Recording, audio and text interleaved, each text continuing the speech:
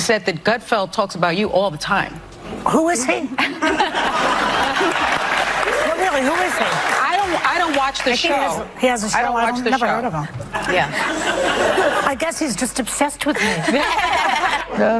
Next, Joy's going to say she's never heard of carbs. Joy Behar walked into the studio expecting it to be just another normal day on The View. She had her usual confidence, her trademark smirk, and a coffee in hand, ready to share her opinions like always. But she didn't know that Greg Gutfeld came prepared. And not just prepared. He was ready to challenge everything she believed live on TV. The mood in the room shifted the moment Greg was introduced. You could feel the tension like a storm quietly building behind the scenes, ready to shake up daytime television. Joy gave him a quick smile, probably thinking she could handle whatever he had to say. But she had no idea what was coming. Greg didn't raise his voice. He just leaned in and with a grin said, "Some people act brave but hide behind a script." That one line made Joy blink a little faster.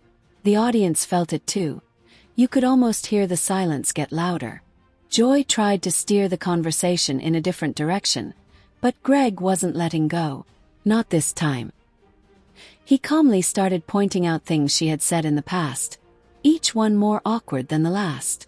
The way he laid it all out was like pulling back layers of a mask, revealing one contradiction after another. Seriously, her denial of knowing me is as believable as her red hair.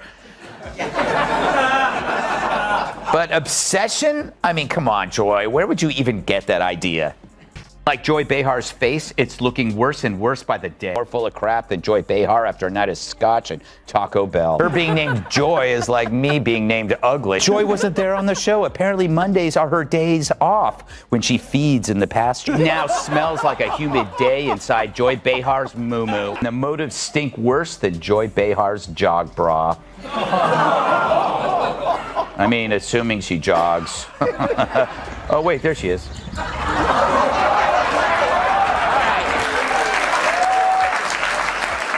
She has a point. Maybe I am obsessed, but some people are obsessed with Bigfoot, and they don't get to see him on TV every afternoon. Joy let out a laugh, but it didn't sound real.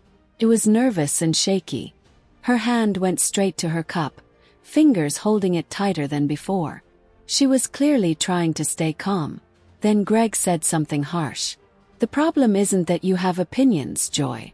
It's that you act like they're facts." The audience gasped. Joy's jaw tightened. At that moment it was obvious.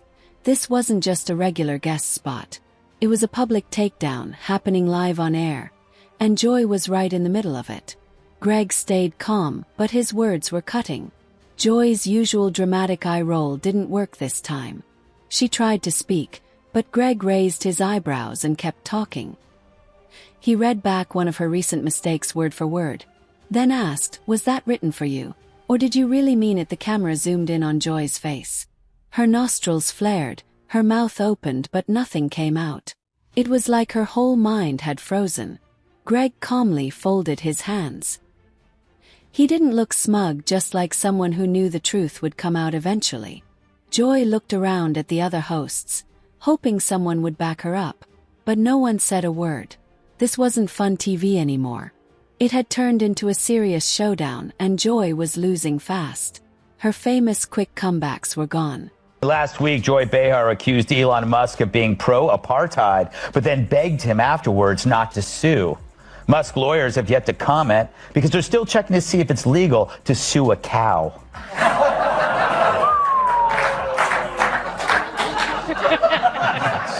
Shots fired. Just a legal question. I don't know why it's so upsetting. I don't make the rules in this country.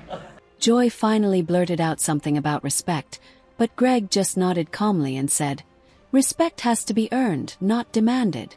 That line hit like a brick. The room was so tense it felt like the air could snap. Even the bright studio lights seemed heavier, making Joy sweat through her carefully done makeup. The woman known for making others squirm was now clearly shaken, blinking too much, tapping her pen, and silently searching for a way out. Greg leaned back in his chair like he'd just finished a workout. "I'm just asking questions," he said. But everyone watching knew exactly what he was doing. Joy didn't fall apart all at once. It happened in stages. First, her voice cracked. Then her confident tone faded. Eventually, it was like her whole presence shrank on live TV. She forced another smile, but it looked painful. Her spark, her sass, her edge was gone under Greg's calm but piercing stare. Greg didn't stop. Not because he was being cruel, but because the moment called for honesty. "You've made a name for yourself by calling everyone else wrong," he said. "But who holds you accountable, Joy?" The silence that followed was heavy. Joy opened her mouth, but no words came out. It was like her voice had given up and walked away, leaving her frozen in front of millions of viewers. Even her co-hosts looked uncomfortable. They shifted in their seats, avoiding her eyes, like they were watching someone slowly fall apart and couldn't look away. Then Greg hit her with another tough question. "You say you speak for everyday Americans, but do you actually listen to them?" The audience gasped again. Joy mumbled something about just doing her job, but it sounded flat, like she didn't even believe what she was saying. Greg nodded politely, but his eyes stayed locked on her. "You don't speak for the people, you speak over them," he said. That line cut through the last of her defenses. The producers didn't cut to a commercial. They knew this was TV gold. But what played out on screen wasn't just drama, it was the raw truth, exposed for everyone to see. It's about the view. It's like it's become like a medical hospital that displays human misfailure. Like it's like here, let's look at this political oddity. You know, it's like it really is like the left-wing equivalent of a carnival sideshow, except instead of bearded ladies and fat clowns and two-headed cows. Well, let me rephrase that. But The View is a victim of the sunk cost fallacy. You know, how can you now speak the truth when for years you've been telling lie after lie after lie? Now you're carrying this big bag of rocks around you because it's too harmful for their ego to admit that we really were dishonest. And they could be honest. All they would have to say is, look, we hate Trump so much. We were willing to lie about Joe Biden because we felt he was preferable. We thought our lying and our cover-up was on your behalf. Just say that. You're still scum, but at least you're honest scum. Joy shifted in her seat again, crossing and uncrossing her legs, adjusting her microphone, doing anything she could to feel in control. But it was clear she was losing her grip on the moment, and it was happening faster than anyone expected. Greg wasn't smirking out of cruelty. He looked confident, like someone who knew exactly what he was doing. He'd struck a nerve, and once that happens live on TV, there's no hiding the unraveling. Joy tried one last comeback, bringing up something Greg had said on another show. But he brushed it off easily. "Nice try," he said with a calm smile. "But quoting me doesn't erase your own track record." The audience started murmuring. Joy heard it, that sound of people realizing the truth behind the image. It shook her more than any insult ever had. Then Greg delivered the line that broke everything wide open. He looked her right in the eye and said, "This isn't personal, Joy. It's just the truth finally catching up to you." Joy's hands shook a little as she grabbed her cue cards, but even those couldn't help her now. She looked down, but the words on the page felt empty and meaningless. Each pause in her voice felt like another crack in her armor. The Joy Baha everyone knew, the bold, fiery voice, was falling apart under the calm pressure Greg was applying. Greg didn't celebrate. He kept speaking clearly and calmly, each word peeling back layers like paint covering something rotten underneath. Then he stopped. He leaned back and let the silence speak for itself, like a flag marking quiet victory. He didn't need to say anything else. His message had landed, sharp and clear. The crowd didn't laugh. They didn't cheer. They just sat there stunned. They had witnessed something rare. Joy Baha, humbled on her own stage. Joy sat completely still, blinking slowly like her brain was still trying to process what had happened. She tried to speak, but nothing came out, only silence and the weight of embarrassment. Greg looked at her again, but his expression had changed. It wasn't aggressive, it was the look of someone who knew he'd won. Like a chess player watching his opponent finally realize they'd been in checkmate for a while. A few people in the audience started to clap, but even they seemed unsure. Was it shock? Sympathy? No one really knew. but everyone in that room felt it. Here's Joy Behar talking about refusing to share a kidney. I could be friends with a Trump supporter. I won't give them a kidney, but I could be friends with them. Hey, Joy, it's a kidney, not a pizza. Of course, she's kidding at first, but then she goes on to explain the moral foundation for her resentment, and it's the same one that drives all deadly ideologies. Joy tried to change the topic by bringing up something completely unrelated, but the switch was so awkward that everyone in the room cringed even more than before. Then Greg spoke again, calm and collected, not even raising his voice. "Changing the subject doesn't change the truth, Joy," he said with a sharp smile. Joy opened her mouth to respond, but her words came out like noise. I just think she started then stopped. Even she didn't believe what she was about to say. One of her co-hosts gently put a hand on her shoulder, trying to comfort her, but it only made things worse. It made her look weak, like she needed help. The woman who used to command every segment now looked like a guest on her own show, confused, shaken, and completely thrown off by a guest she had assumed would be easy to handle. Social media exploded instantly. Clips of the moment spread across every platform. One viral headline read, "Joy Behar gets humbled live."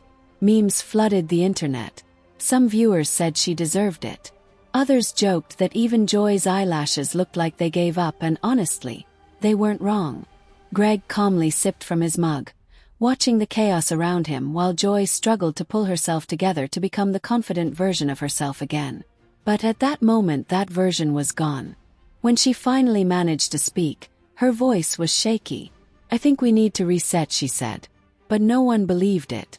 "You can't undo something once the clip has already gone viral," Greg replied with nothing but a quiet smile. A smile that said everything without saying a word.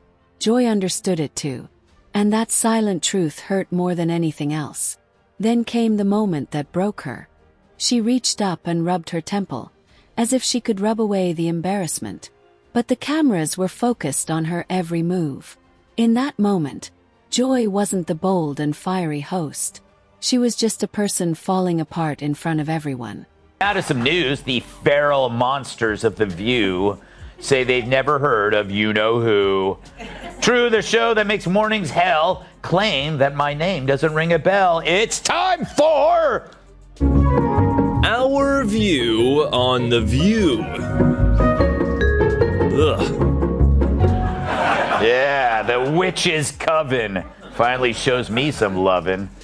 Yesterday on The View, yours truly was the subject of conversation. Apparently, the broads have no idea who I am, or so they say. Hit it, Gladys. Their brains are small. But who's the dumbest one of all? True, none of them are in Mensa, but who's the most densa? Perhaps it's Sonny who mastered the art of making idiots look smart. Now, The View could ask a mirror who's the dumbest one of all, but there's no way that glass doesn't shine. Every moment was recorded in clear, high-quality video for everyone to see. Joy tried to end the segment and move things along, but her words got tangled and mixed up. It was like watching a building slowly fall apart, loud, painful, and impossible to stop. Greg leaned in and said, "The difference between us, Joy. I don't pretend to be someone I'm not." That sentence hit like a hammer smashing glass. Joy's eyes filled with tears, but she quickly blinked, determined not to cry on live TV. Everyone watching could tell she wasn't just frustrated, it was heartbreak hidden behind her makeup. The room went silent. Even the crew held their breath, not knowing what would happen next. But the damage was already done.